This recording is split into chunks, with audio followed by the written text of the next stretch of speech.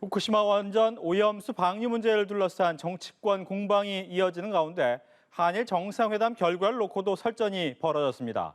여야의 평가가 완전히 엇갈렸는데요. 국회 취재기자 연결해서 자세한 내용 알아보겠습니다. 장효인 기자. 네, 국회 나와 있습니다. 여야는 전날 윤석열 대통령과 기시다 후미오 일본 총리의 회담 결과를 놓고 각각 엇갈린 평가를 내놨습니다. 여당은 일본이 국민 안전을 위한 윤 대통령의 요구를 사실상 모두 수용했다고 해석했고, 야당은 실익 없는 회담이었다고 봤습니다. 정상회담을 통해 후쿠시마 오염수 방류와 관련해 문제의 매듭을 푸는 등 중요한 터닝 포인트를 마련하였습니다. 국민의 안전을 위해 필요한 요구를 당당히 한 것입니다. 윤 대통령은 국민의 기대를 외면했습니다. 해양 투기 잠정 보류 방안은 논의조차 되지 않았습니다. 불완전한 IAEA 보고서를 기준으로 하는 대화였습니다. 여야는 오후부터 시작된 외통위 현안 질의에서도 오염수 문제를 놓고 입장차를 보였습니다.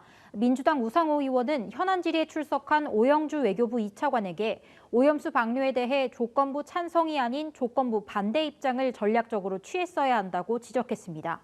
반면 국민의힘 윤상현 의원은 5차관에게 IAEA 보고서가 깡통 보고서라는 야권의 주장에 동의하는지 물었는데 5차관은 동의하지 않는다며 수산물 수입 금지도 유지된다고 강조했습니다. 장 기자, 서울 양평고속도로 사업에 대해서도 여야 대치가 계속되고 있죠?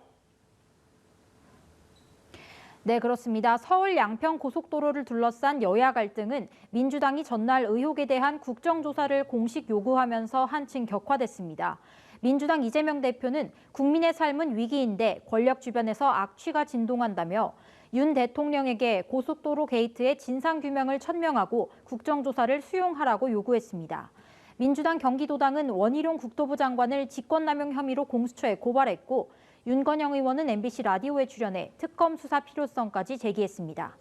반면 국민의힘 윤재욱 원내대표는 대안 노선 검토를 포함한 타당성 조사 방침 결정과 낙찰자 선정 모두 문재인 정부에서 일어났다며 국정조사가 필요하면 그 대상은 문재인 정부라고 반박했습니다.